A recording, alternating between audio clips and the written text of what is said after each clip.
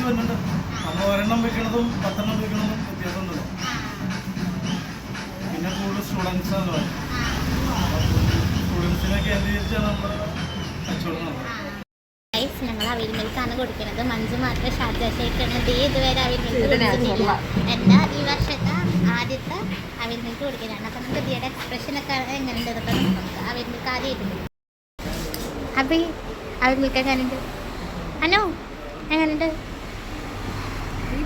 മഞ്ജു കഴിക്ക്. ഇതാണ് ഗൈസ് ദിയ. അപ്പം നോക്കാം എങ്ങനെയുണ്ടെന്ന്. എപ്പടി അപ്പം ഇതിൻ്റെ ലൊക്കേഷൻ വരുന്നത് മൂവാറ്റുപുഴ ജർമ്മൻ അക്കാദമിയുടെ തൊട്ടടുത്താണ്.